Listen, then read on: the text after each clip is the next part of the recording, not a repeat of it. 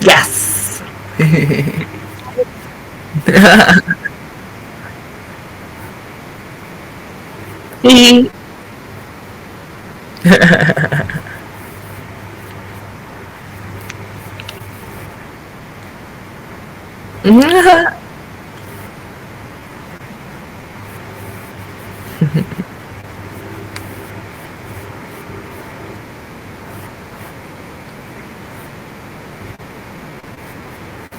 Yeah. I used.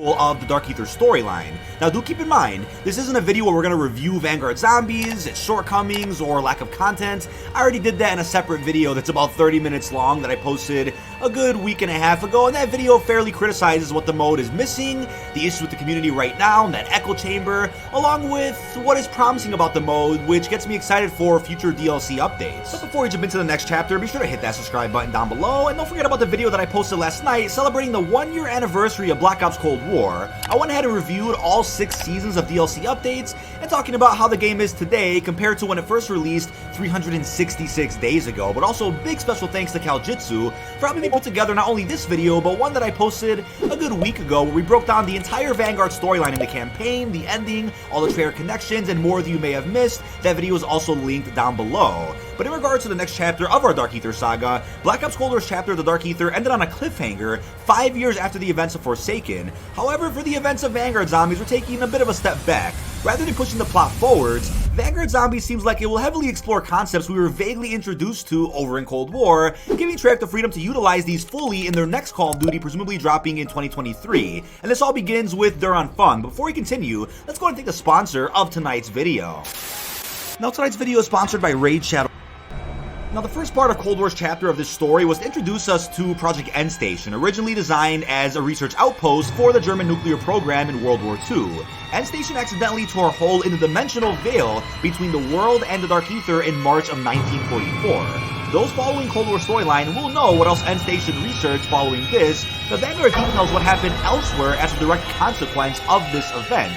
At this exact moment, 5 ancient artifacts in the possession of the SS Battalion Die Wahrheit did activate, and this then allowed their leader, the Wolfram von List, the one and only, to bond with an entity trapped within one such artifact. But who are the Die Wahrheit? Die Wahrheit are a fictional SS battalion in Vanguard Zombies based on the real-life expeditions of the SS and a NERB. Die Wahrheit, in order to gain a strategic advantage over the Allies, and enabled through Reichsführer's Heinrich Himmler's obsession with the occult, attempted to find more unconventional and exotic sources of power that appear only in myths and legends, such as Thor's Hammer, the Holy Grail, Shangri-La, and even Atlantis. In 1939, von List arrived unannounced at Leipzig University in Germany. He met with a professor of demonology known as Gabriel Kraft. Von List told Kraft he had to tender his resignation immediately, pack a suitcase, and go with Von List as an advisor on an overseas Die Wahrheit expedition. After Kraft laughed at the ludicrous suggestion, Von List showed he was deadly serious, took his gun from his belt, and killed Kraft's assistant. After this, Von List had Kraft thrown in an SS prison with a dozen other experts who had similarly been recruited from universities and museums. The officer arrived and informed the explorers, historians, and archaeologists that they would find the artifacts they were searching for, despite the fact they all knew these were objects of legend, not fact. Kraft lashed out, saying he knew what the Nazis were doing as he'd seen his friends dragged off to camps. Von List simply smiled, and instead of shooting Kraft, he sent his men to the professor's home and had his spouse taken to an interrogation cell. Now, should Kraft refuse, it wasn't he who'd suffer the consequences, but the love of his life. Knowing he had to now follow the orders of Von List, Kraft made a silent promise that he would somehow, someday, destroy Die Wahrheit from within. In the coming years, Die Wahrheit would begin operations in Egypt, Greece, Iceland, Mexico, and even Japan, many others as well, but they uncovered strange carvings that didn't really fit with established archaeology in the regions, and later, even stranger artifacts. These artifacts, though dormant at the time, were the very same ones that would later awaken when Endstation made its initial breach. Once this happened, Von List was able to make his pact with Kortifex. He would gain the Elder God's power to raise the dead, and in return, Von List would act as Kortifex's physical body. Why this is the case, though, is a question that we'll answer later. Now, with T0NY in mid-1944, likely around May, Von List returned to the site of Germany's greatest defeat, Stalingrad, and used his abilities that he had been lent by Kortifex, of course, to create a containment spell, sealing off the part of the city they were currently in. With this done, he began raising the millions of corpses that littered the Eastern Front, turning them into undead revenants. Knowing the barrier would soon rise, and Von List would likely have little use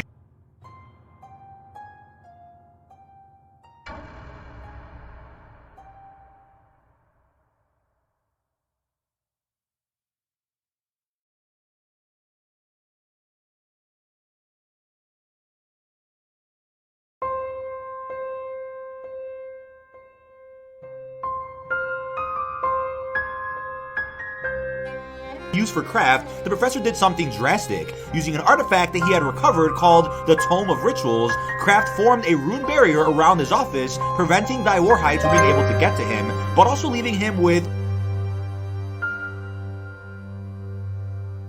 have little use for Kraft. The professor did something drastic. Using an artifact that he had recovered called the T0NY V0GU3, Kraft formed a rune barrier around his office, preventing Die Wahrheit from being able to get to him, but also leaving him with, currently, no way to escape the room. With his safety assured, at least for now, he radioed for help, with a team of special forces arriving just as the barrier spell formed. However, luckily for these soldiers, it wouldn't only be Kraft guiding them, likely left out for them by Kraft. The team each bonded with one of the 4 artifacts recovered by Die Wahrheit, and these were Nordicus the Conqueror, the Frostblast, Belikar the Warlock, Ether Shroud, Invictor the Destroyer, which is Ring of Fire, and Syraxis the Shadow, the Energy Mine. In these war-torn ruins and swarmed by revenants, the Special Forces team had to fend off the undead while teleporting to areas similarly investigated by Die Wahrheit to strike back against Kortifex and Von List. This included Merville, which shortly after T0NY would see the D-Day landings, Hotel Royal in Paris, and a Japanese army camp, now a Die Wahrheit excavation site. When the team needs to rest, they're able to utilize the Rune Gate, placed at the center of the city.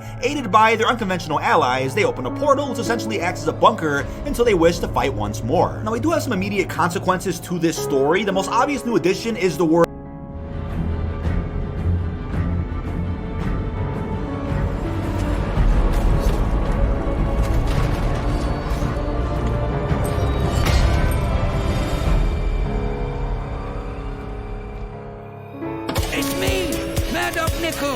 Awake, my lamb. Revenant, and this is seemingly one of our first insights into the culture of the Dark Ether, as they use this word instead of zombie or undead.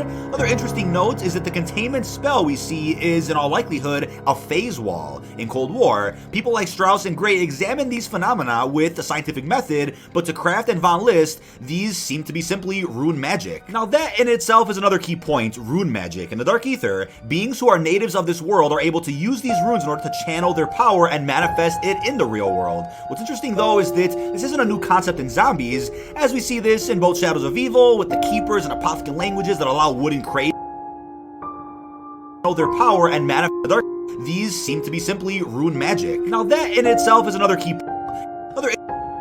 portal, which essentially acts as a bunker until they wish to fight once more. Now, we do have some immediate consequences to this story. The most obvious new addition is the word revenant, and this is seemingly one of our first insights into the culture of the Dark Ether, as they use this word instead of zombie or undead. Other interesting notes is that the containment spell we see is, in all likelihood, a phase wall. In Cold War, people like Strauss and Gray examined these phenomena with a scientific method, but to Kraft and Von List, these seem to be simply rune magic. Now that in itself is another key point, point, rune magic. In the Dark Ether, beings who are natives of this world are able to use these runes in order to channel their power and manifest it in the real world. What's interesting though is that this isn't a new concept in zombies, as we see this in both Shadows of Evil with the Keepers and Apothicon languages that allow wooden crates to become almost indestructible, and in Blood of the Dead's boss fight, where the Warden uses Apothicon runes of harming to literally damage the player. This would imply that rune magic is among one of the oldest arts in the Dark Ether, and whilst none of those beings from the Ether storyline exist anymore, their legacy, in a way, still lives on. One of the most interesting finds, though, is that of environmental storytelling within these maps, specifically Shinonuma. In the map, we can at first spot a Japanese painting of Syraxis appearing to samurai,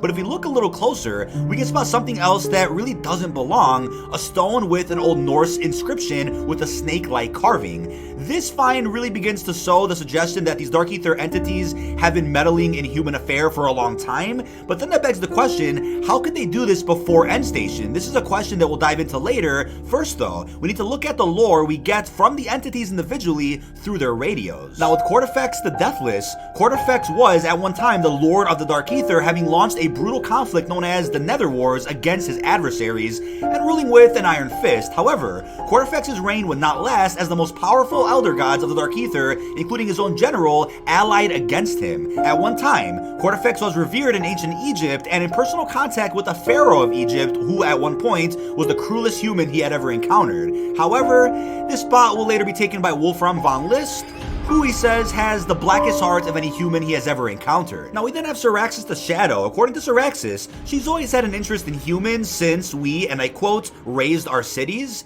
Though she sees us as interesting playthings, not a race of equals, she claims that her playthings only meet bad ends when they stop doing what she says and attempt to employ concepts like morality, which she sees as rather silly. She then goes on to claim that the ones who played well with her became emperors, conquerors, and even peacemakers in our world. This intel in particular still keeps her character mysterious, but it reinforces that point from earlier that these entities have been in contact with humanity for who knows how long. But we then have Invictor the Destroyer. Invictor, veteran of 1,000 battles in the wastelands of the Dark Ether, is a true soldier through and through, even claiming it was he who first taught mankind how to make war. In his runestone, he says he can't understand what makes this special forces team so special when he's seen the best warriors fall in battle and half-starved mothers kill soldiers twice their size to protect their children. He says that if we want his respect, we have to prove our abilities to him. From Invictor's lore, an important thing we have to take in is the sheer number of battles he fought in. The Dark Ether is an incredibly violent place, and he is one of its best soldiers. Now we then have Be'lakor the Warlock. Be'lakor states that she has also been keeping her eye on humanity for an exceedingly long time,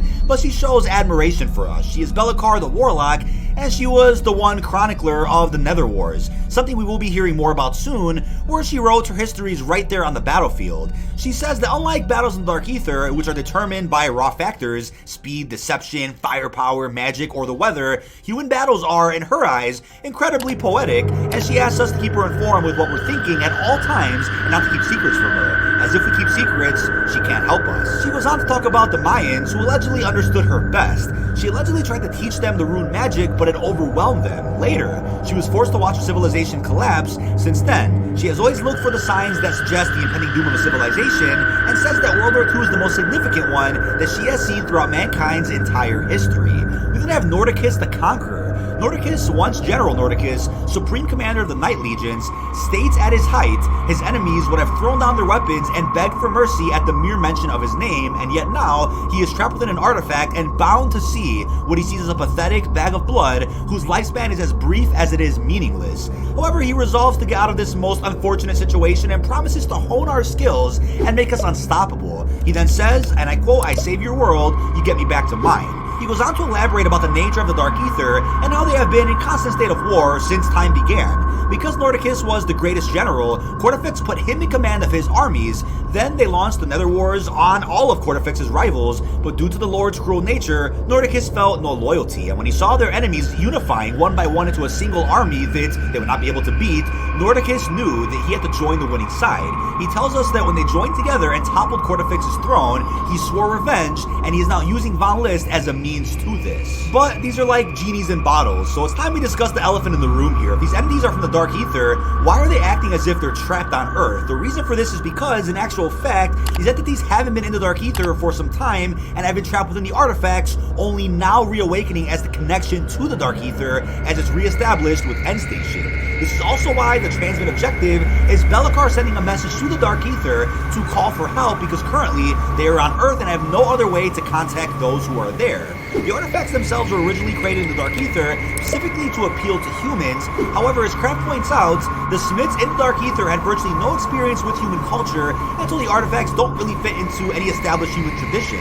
In these ancient times, where humans seemingly communed with these Dark Ether entities as if they were gods or spirits, it seems like they used these artifacts, although back then, the entities were still within the Dark Ether and just items, not literally within them like they are now. This raises an interesting question though. If these beings used to be in contact with humans, Enlisted is the free brand new online World War II shooter. Command a squad of soldiers and participate in legendary battles of the Second World War. Right now, the invasion of Normandy and the battle for Moscow are available in with many more to come. Ooh, you're gonna skip the advert. Soldiers that you can switch freely between at any time. So even if you get killed, you can still stay in the heat of battle. Choose different squad specializations and complete tactical objectives. You can lay down barbed wire and mines, build a machine gun nest, tear apart enemy defenses in a tank, rain down rockets on enemy positions while piloting an aircraft or clear a building with a flamethrower. Level up to unlock new squads and weapons, upgrade your soldiers, and customize them. In Enlisted, there are over 100 unlockable weapons and vehicles with much more to come. Enlisted offers unparalleled realism, depth, and detail to create a whole new experience in the much-loved genre. Join in or on your own with a group of friends and experience massive World War II conflicts like never before. Download Enlisted for free on enlisted.net.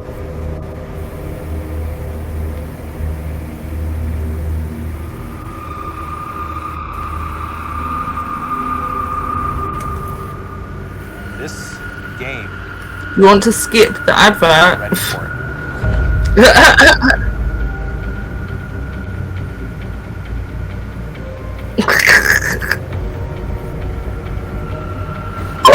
I'll see you fuckers later, brother. Have a good day, Rando. You're in This was- this beautiful sci-fi environment, Hey, man. and you're seeing intrigue, the espionage, the alliances form, the power that shifts around, and it is. It's amazing to watch. Simple actions can have massive effects. You can cooperate with people, compete with them, make friendships, deceive them, betray them. It's amazing to think that it's And more players start coming. It just starts this complete cascade of actions, and You're you don't know funny. what's going to happen. It is a free-for-all. People get locked up and shot instantly. People start dying left, right, and centre. It's just something that you can't get anywhere else. It's just the rush like no other. Everybody's on this journey and writing their own stories, and that is probably the simplest way I can describe it.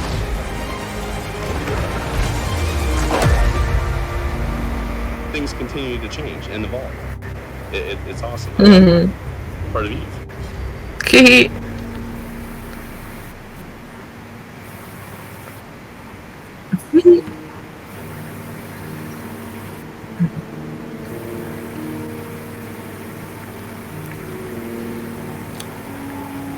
but End Station allowed the artifacts to reactivate.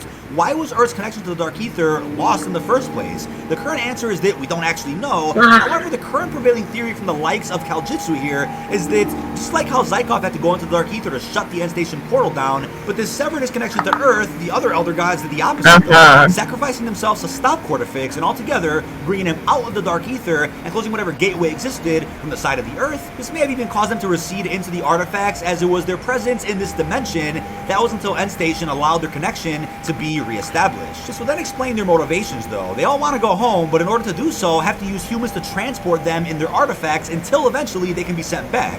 Again, this is a partial theory, but what is fact is that these entities are within the artifacts and want to return to the Dark Ether. You understand?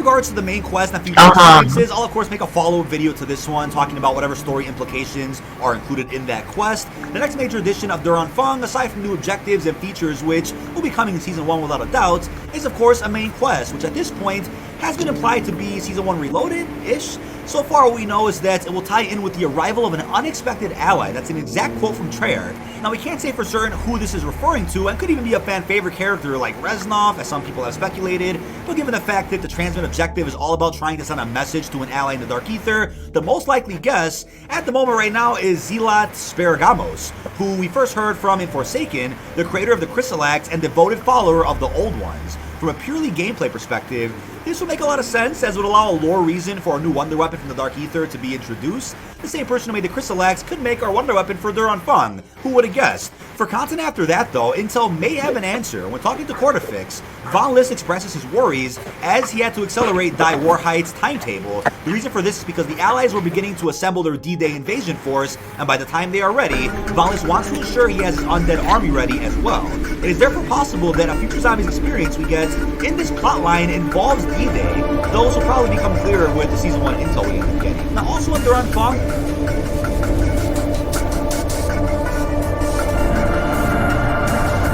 V0GU3, yeah. There are absolutely tons of quotes in the Dark Ether estimates about things such as perks, the mystery box, Pack-a-Punch, and they also give additional lore about these items. The perks, first off, which follow a non-traditional system in this case, are confirmed to be demon blood, or to be more realistic, the blood of entities within the Dark Ether. It is implied that when consumed, this blood becomes a part of the Special Forces team. If we think about this from a scientific perspective that we get in Cold War, this is no different than developing powers from Ethereum exposure on a large scale, like we see with Sam, but on a smaller scale here, and this exact thing happens when we drink perks over in Black Ops Cold War. The mystery box is very interesting though, as the entities comment about being unsure as to how exactly it works, but knowing full well its usefulness. Given that it's the same box as the original mystery box, and this is even true in Cold War, the implication is that it is the same mystery box that was with us all the way back in Nocturne and Cohen, and has been sitting in the Dark Ether as an ancient relic. Yes, you heard that right. All the way from the original storyline in Call of Duty War. The Pack-a-Punch is similarly interesting though. In Cold War, we assume that Cyberpunk found the broken machine and then installed all the new parts we see. Later on, we found out he acquired the machine from the domain of an old one who hoarded technology, and with Twisted Forsaken, it became obvious that it was probably less that he found it, and more that he killed the old one who used to own it. Given it is in Vanguard, it seems likely therefore that the piece now in the middle of the machine was installed by this old one to repair. What worth noting, however, is that people have been incorrectly claiming that the Pack-a-Punch model is the same one used in Cold War. At first glance, that seems true, but when you take a closer look, that's not what I not the case at all, and it seems like it really did repair part of the machine after all. If we look at the yellow screen to the right of the I've called GP surgeries, not surgeons, like a primary care center type thing. Might be the piece responsible for this. They're not surgeons. We don't have those here in Vanguard Zombies. They're in the form of covenants. Now, what's also suspicious is that the entities are unaware of that's not it either. That is, but if Victor says whoever it was, they must have been a genius at the That is not what I do. You better set her straight. Victor specifically also gives us two pieces of information, which is shocking given everything we know so far. The first is that he says he has seen such crucibles. Yeah, I wouldn't. Powerful magic, implying that in this new world without 1.5, the method of upgrading weapons is some form of Dark Ether magic, and that other things in the Dark Ether have been doing this for quite some time. What's interesting what he says, however, is that, and I quote, Hephaestus himself reveal at this stage.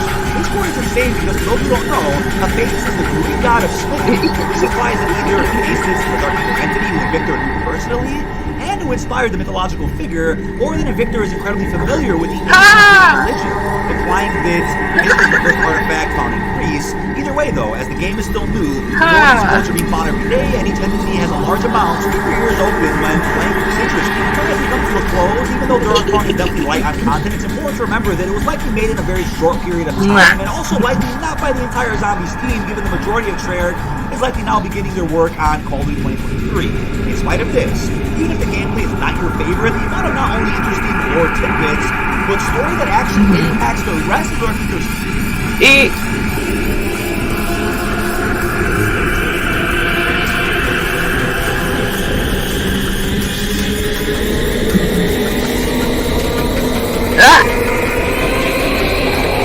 god. Saga on a large scale, the T0NY V0GU3 is definitely immense, and it seems like we'll only be getting more of it as we learn just exactly why these entities are trapped on Earth, why the connection between humans and Dark Ether was initially lost, and how the story will progress. Items like the Tome of Rituals that seem to be an encyclopedia of Dark Ether magic will likely be expanded upon a lot more along with other artifacts throughout future DLC. It also wouldn't be surprising if in the sequel to Black Ops Cold War 2023, or whatever that is, maybe some of these artifacts end up in the possession of Eddie himself. That is about it. This is Dynamite Evoke. Down below in the comment section, what are your thoughts on the full story behind T0NY V0GU3, the launch experience for Vanguard Zombies?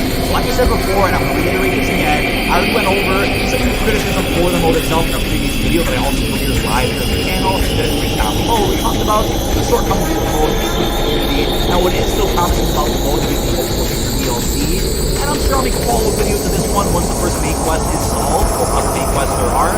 I'm looking forward to breaking down the story as it further progresses into this beautiful prequel to Cold War over the course of 2022. Really hope you enjoyed, and peace out, everybody.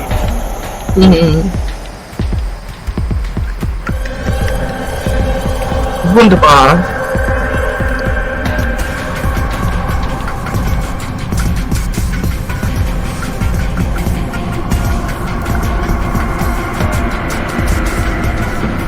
And a song, my friend.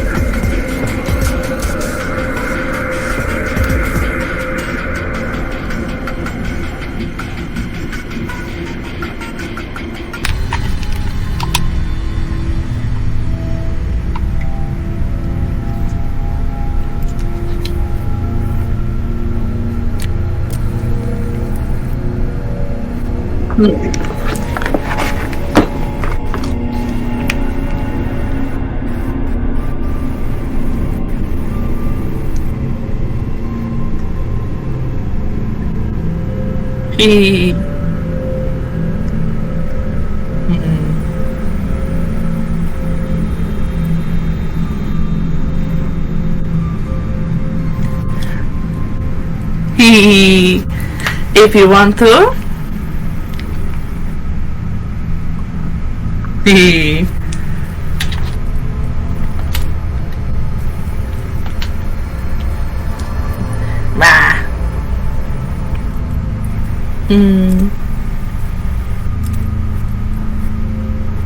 Now.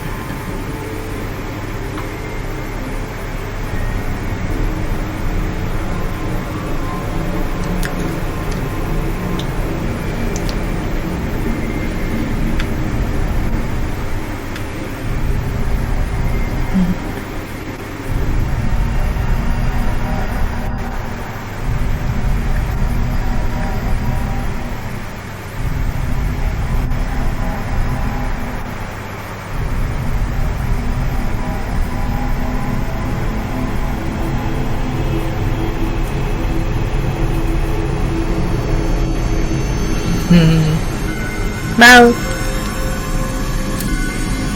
Wow. Wow.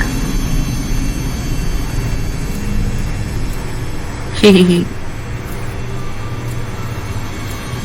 Wow. Like me?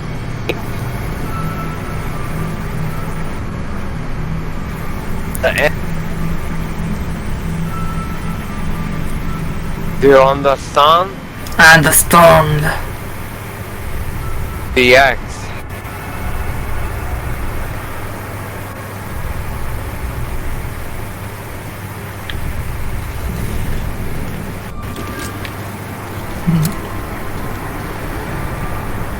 Last I heard, this character Hehe.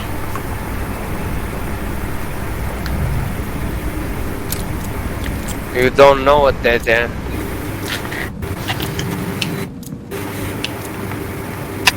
Dirty water.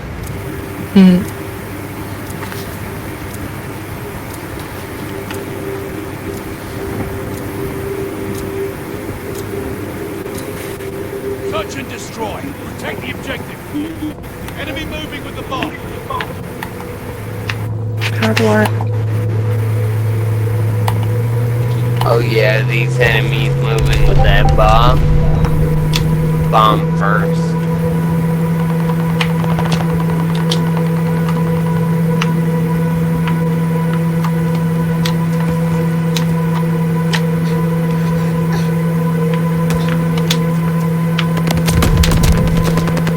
You're right here. Get him, pimp.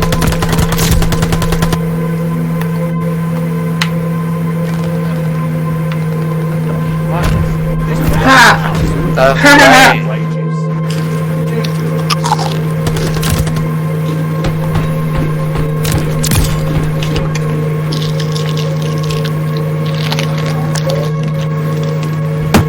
Search and destroy. Alright, I'm actually doing something. I put my gin down. Oh shit. Where you putting it? We have the bomb. Funny, I actually don't know this map. I'm a Cold War player. Setting the bomb. We still planting. Cover, fuck.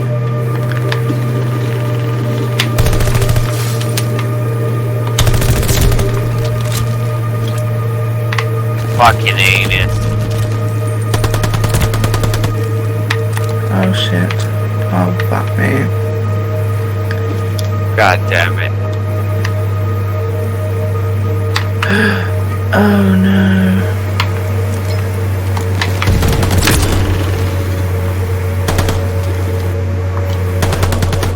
Oh shit, my bad. Oh, he's behind me.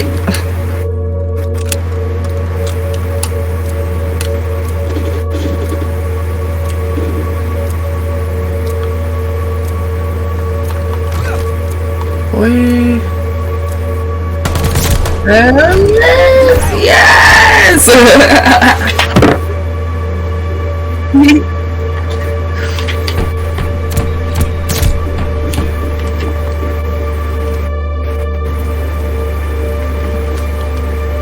Search and destroy.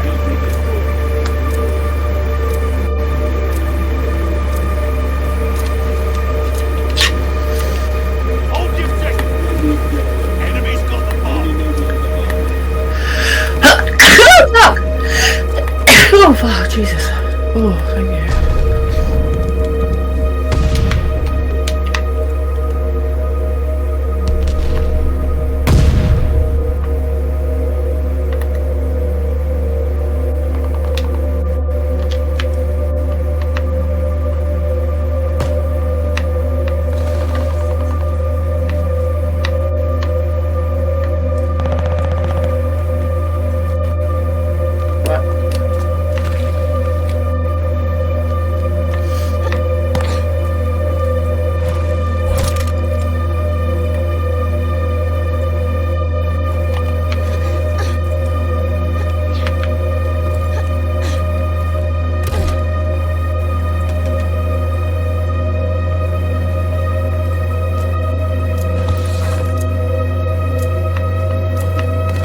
Oh, he's behind me.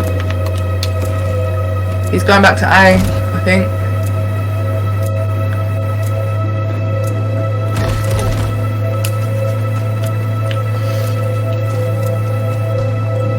Hey! Ahaha!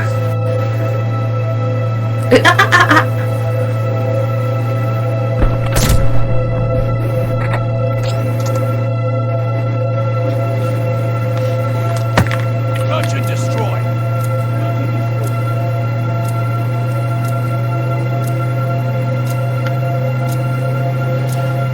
Crush the objective.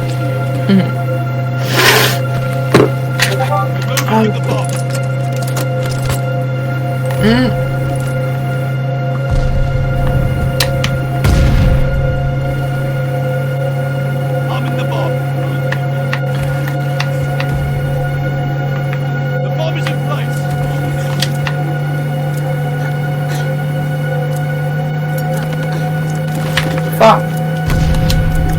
killed by Snoop Dogg.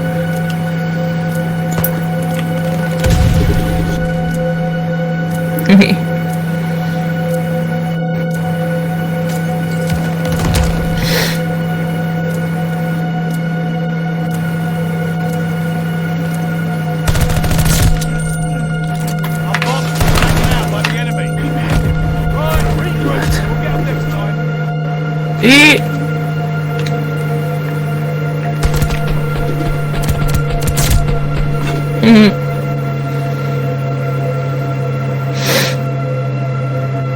Touch and destroy. Key.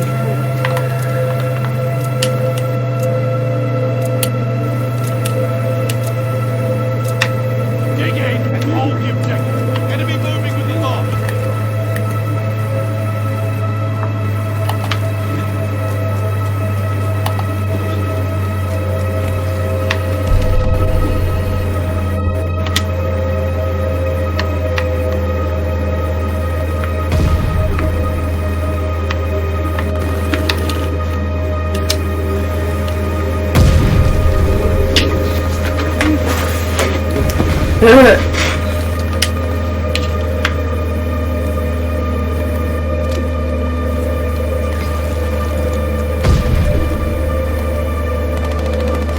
Ooh.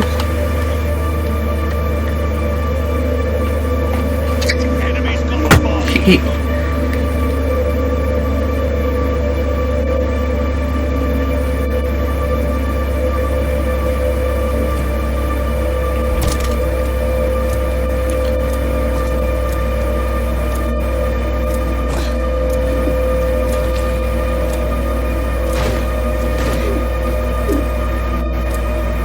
Other side's got a bomb on A now.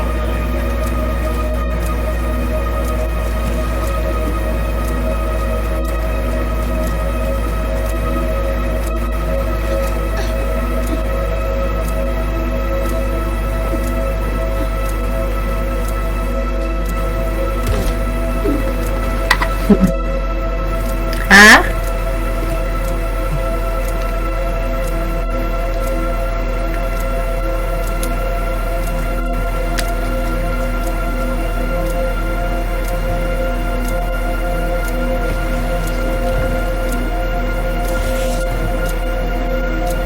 Deactivating the bomb. Right, regroup. Oh dear.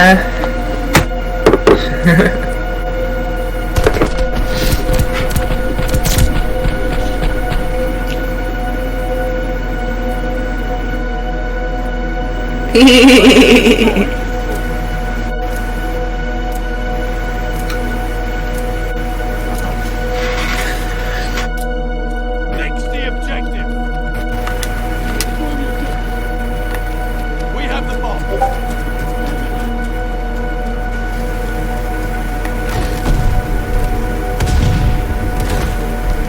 Planting the bomb. We lost the bomb.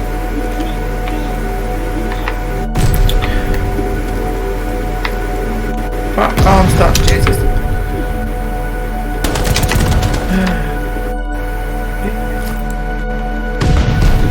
Oh my.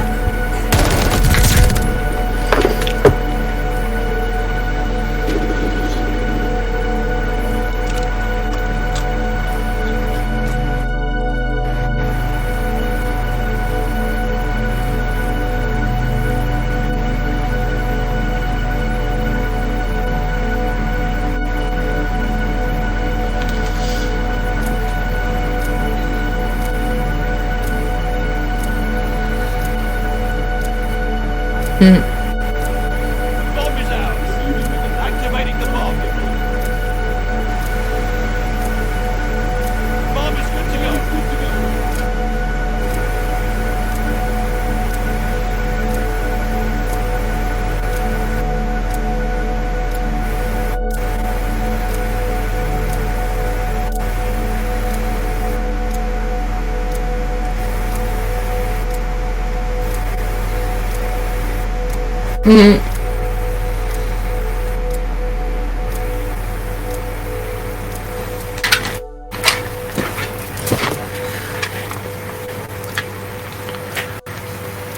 Oh, oh, oh, oh, oh.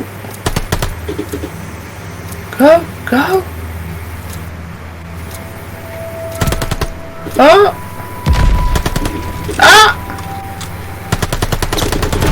This battle's ours, but the war still rages.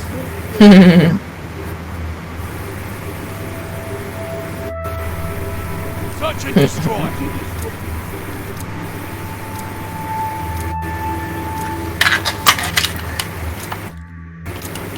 Hold the objective. Enemy moving with the bomb. Hehe. It's true.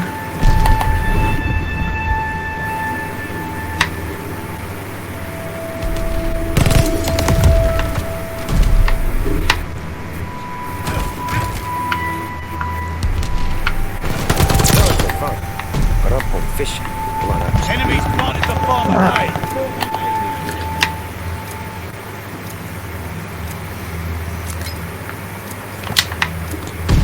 Fuck.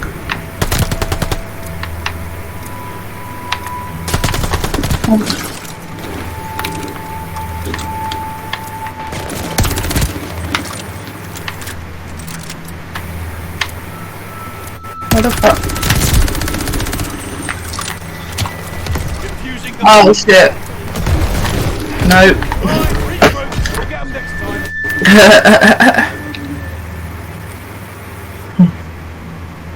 Aww.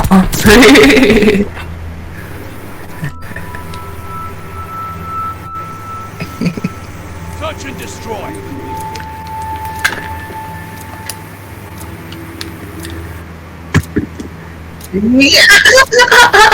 That's the objective. We're moving with the bomb.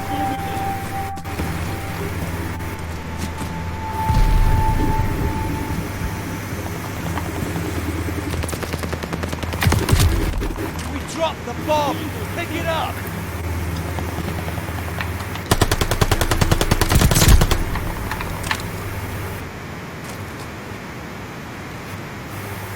Jesus. We have the bomb.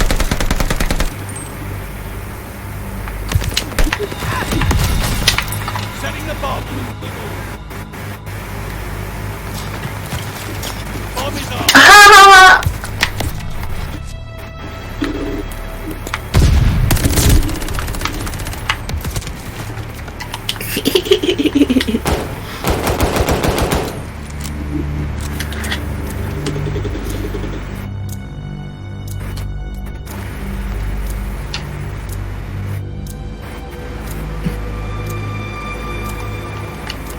Enemies defused our bomb.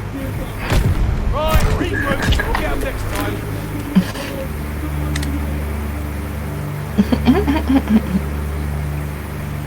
Search and destroy.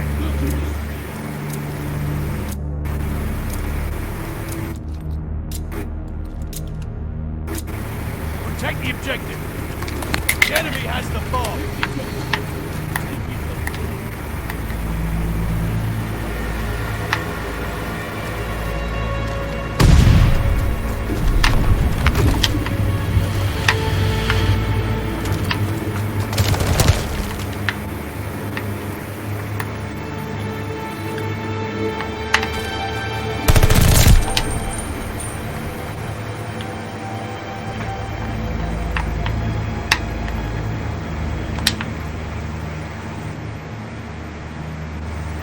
Enemies planted the bomb at B. What the fuck?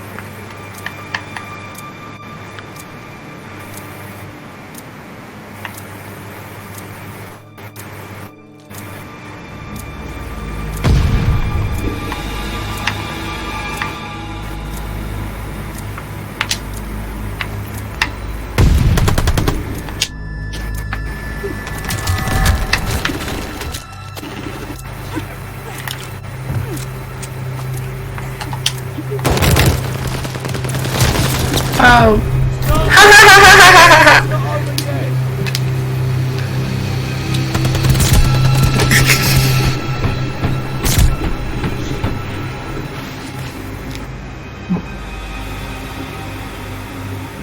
Search and destroy.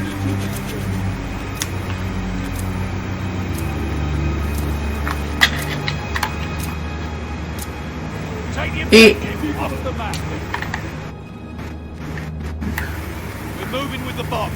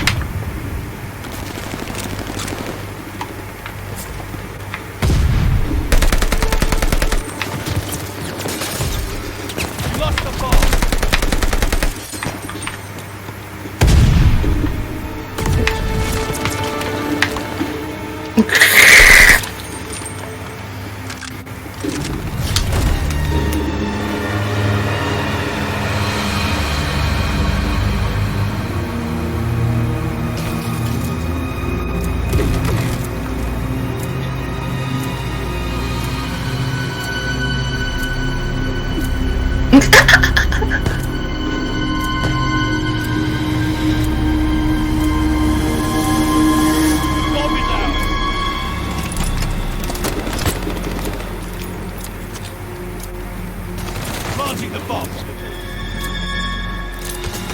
Fumble the bomb.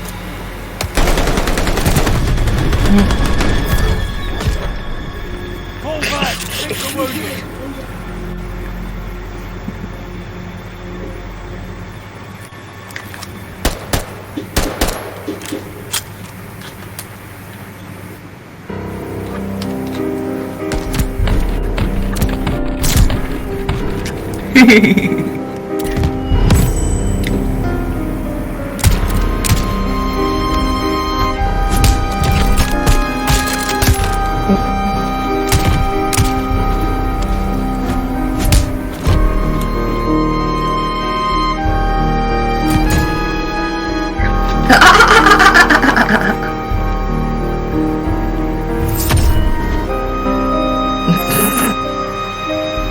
Isn't that beautiful?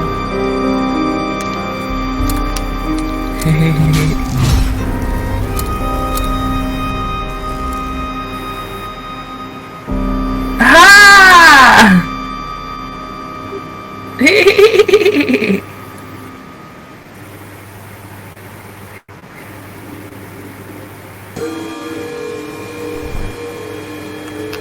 Wow.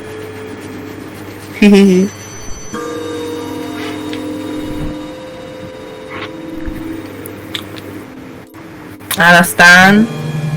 Hee hee.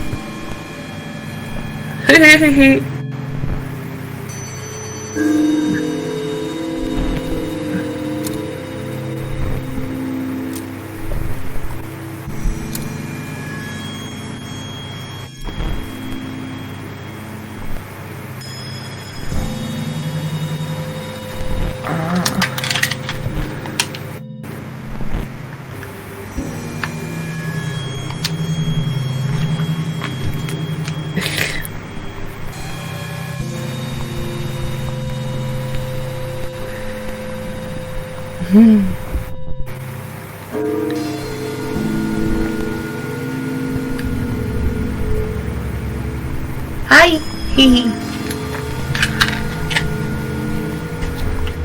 Wow.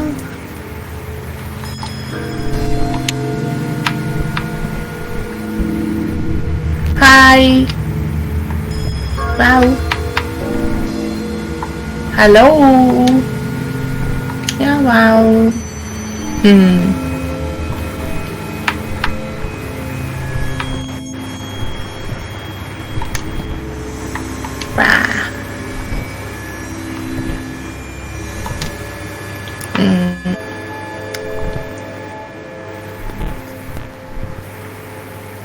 It says you left the party.